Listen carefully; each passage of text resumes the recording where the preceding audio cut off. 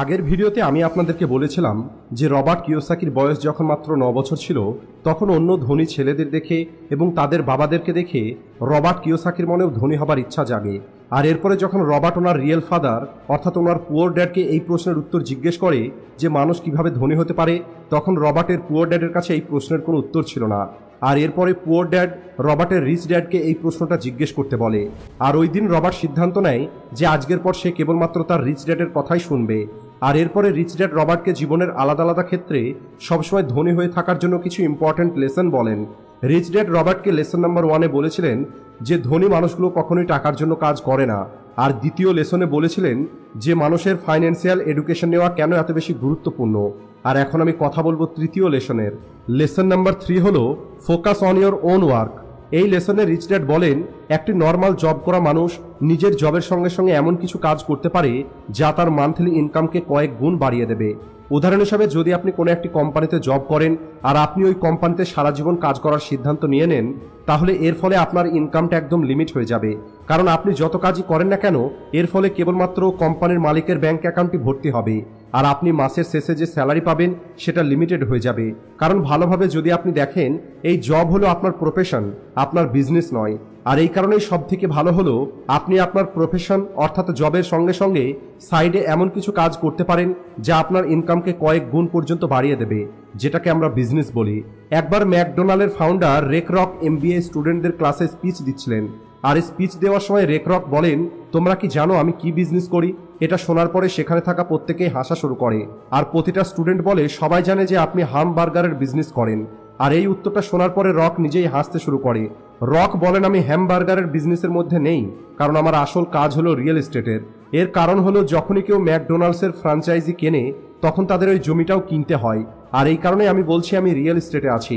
আপনারা হয়তো জানেন না ম্যাকডোনাল্ড আজ রিয়েল এস্টেটে সারা পৃথিবীতে সব থেকে বড় এম্পায়ার তৈরি করে রেখেছে। রিচ ড্যাড রবার্ট কিওসাকিকে বলেন একটি জব করা মানুষ অন্য মানুষের জন্য তো কাজ করেই, কিন্তু এরা কখনোই নিজের জন্য কাজ করতে পারে না। আর এই কারণেই আপনাকে নিজের জন্য কাজ করতে হবে। রিচ ড্যাড বলেন এর অর্থ এটা নয় যে আপনি আপনার জব ছেড়ে দেবেন। এর অর্থ হলো জব করার সঙ্গে সঙ্গে আপনার অ্যাসেট অর্থাৎ সোর্স অফ ইনকাম ক্রিয়েট করতে ফোকাস করতে হবে, যেমন বিজনেস অথবা স্টক মার্কেটে ইনভেস্ট করা অথবা রিয়েল এস্টেট বা কোনো প্রফিটেবল প্রপার্টিতে ইনভেস্ট করা। পরের পয়েন্ট হলো work to learn not to earn, অর্থাৎ আপনি শেখার জন্য কাজ করুন, রোজগার করার জন্য নয়। রবার্ট কিওসাকি ওনার বইতে বলেন কিছু বছর আগে সিঙ্গাপুরে রবার্টের ইন্টারভিউ একটি ফিমেল রিপোর্টার নিয়েছিলেন। ইন্টারভিউ নেওয়ার সময় রিপোর্টার রবার্ট কিওসাকিকে বলেন একদিন আমিও আপনার মতো বেস্ট সেলিং রাইটার হতে চাই। এরপরে রবার্ট ওই ফিমেল রিপোর্টারের অনেক লেখা পড়েন আর রবার্টের ওনার লেখার পদ্ধতি অনেক ভালো লাগে। এরপরে রবার্ট ওই ফিমেল রিপোর্টারকে জিজ্ঞেস করে এমন কি আছে যেটা আপনার স্বপ্নকে পূর্ণ করা থেকে আপনাকে আটকে রেখেছে? এরপরে ওই ফিমেল রিপোর্টার বলে সবাই বলে যে আমার নোবেল অর্থাৎ আমার লেখা অনেক ভালো, কিন্তু এগুলো কোনো কাজের নয়। আর এই কারণেই আমি নিউজ চ্যানেলের জন্য কাজ করি যেখান থেকে আমি আমার পরিবার চালানোর মতো টাকা রোজগার করতে পারি। এটা শোনার পরে রবার্ট ফিমেল রিপোর্টারকে সেলসের ট্রেনিং কোর্স করার জন্য বলে। এটা শোনার পরে ওই ফিমেল রিপোর্টার মন খারাপ করে নেয়, কারণ ফিমেল রিপোর্টারটা মনে করে সে অনেক বেশি পড়াশোনা করেছে, তার কাছে ইংলিশ লিটারেচারে মাস্টার ডিগ্রি আছে। ওই ফিমেল রিপোর্টার বলেন সেলসের কাজ শেখাটা তার লেভেলের নয়। উনি বলেন আমি হলাম একজন প্রফেশনাল, আমি কেন সেলসের কাজ শিখতে যাব? রবার্ট কিওসাকি বিশ্বাস করেন এই পৃথিবীতে অনেক বেশি ট্যালেন্ট এবং স্মার্ট ওয়ার্ক আছে, কিন্তু ট্যালেন্ট পরিশ্রম ছাড়া কিছুই নয়। রবার্ট কিওসাকি বলেন ওনার রিচ ড্যাড শেখার দিকে বেশি ফোকাস করতেন। রিচ ড্যাড বলতেন ধনী হবার জন্য জীবনের প্রতিটা ক্ষেত্রে অনেক কিছুই আমাদের শিখতে হয়। আর ওই ফিমেল রিপোর্টারের মতো অনেক ওভার স্মার্ট এবং সেলফ ইগো পার্সনগুলো তারা কেবল এটাই মনে করে আমার কাছে এখন একটি ডিগ্রি আছে, তাই এখন আমার আর কোনো কিছু শেখার প্রয়োজন নেই, আমি যতটা শেখার ততটা শিখে নিয়েছি। আর এই কারণেই ওভার কনফিডেন্স এবং সেলফ ইগোর কারণে এদের হাত থেকে অনেক সুযোগ চলে যায়। যদি ওই ফিমেল রিপোর্টারটা রবার্টের কথা মেনে নিয়ে সেলসের ট্রেনিং নিয়ে নিত তাহলে হতে পারে ওই ফিমেল রিপোর্টার আগামী সময়ে বেস্ট সেলিং রাইটার হয়ে যেতে পারত। রবার্ট কিওসাকি বলেন কেবল এই কারণেই গরিব মানুষগুলো সবসময় গরিব থেকে যায়, কারণ তারা অপরচুনিটি দেখতে পায় না। আর ধনী মানুষগুলো অপরচুনিটি এবং সিচুয়েশন অনুযায়ী শিখতে থাকে, আর এই কারণেই তারা ধনী হয়ে যায়। তাই আপনাকে সবসময় শেখার জন্য কাজ করতে হবে, কেবলমাত্র টাকা রোজগার করার জন্য নয়। পরের লেসনটা বলে ধনী হওয়া থেকে আটকানোর সব থেকে বড় বাধা হলো রবার্ট কিওসাকি ওনার বইতে এটাও বলেন এমন অনেক মানুষ আছে যারা টাকার সম্পর্কে তো বোঝে, কিন্তু 5টি এমন কারণ আছে যে কারণে ফাইন্যান্সিয়ালি ভালো নলেজ রাখার পরেও কিছু মানুষ তাদের অ্যাসেটকে বেশি বাড়াতে পারে না। যার মধ্যে প্রথম হলো ফেয়ার অর্থাৎ ভয়। এই পৃথিবীতে এমন কোনো মানুষ নেই, সেটা ধনী হোক অথবা গরিব, যার টাকার লোকসান হয়ে গেলে ভালো লাগে। কিন্তু রবার্ট কিওসাকি বলেন উনি ওনার জীবনে এমন কোনো ধনী মানুষের সঙ্গে দেখা করেননি যে আজ পর্যন্ত কখনো টাকার লোকসান করেননি। রবার্ট বিশ্বাস করেন টাকা হারিয়ে ফেলার ভয়টা নর্মাল, আর এই ভয়টা প্রতিটা মানুষের মধ্যেই থাকে। কিন্তু এখানে সমস্যা ওই ভয় নয়, সমস্যাটা হলো আপনি ওই ভয়ের মোকাবেলাটা কিভাবে করছেন। টাকা হারিয়ে ফেলার পরে আপনি কিভাবে পরিস্থিতির মোকাবেলা করছেন। রবার্ট কিওসাকি বিশ্বাস করেন একটি গরিব মানুষ এবং একটি ধনী মানুষ, এই দুজনের মধ্যে কেবল এটাই হলো পার্থক্য যে এরা টাকা হারিয়ে ফেলার ভয়টাকে কিভাবে দেখে। একটি গরিব মানুষের যখন টাকা লস হয়ে যায় তখন তার মনে হয় তার সবকিছু শেষ হয়ে গেছে, সে বরবাদ হয়ে গেছে। কিন্তু যখন একটি ধনী মানুষের টাকা লস হয়ে যায় তখন তার চোখে সেটা হলো একটি নতুন শুরু।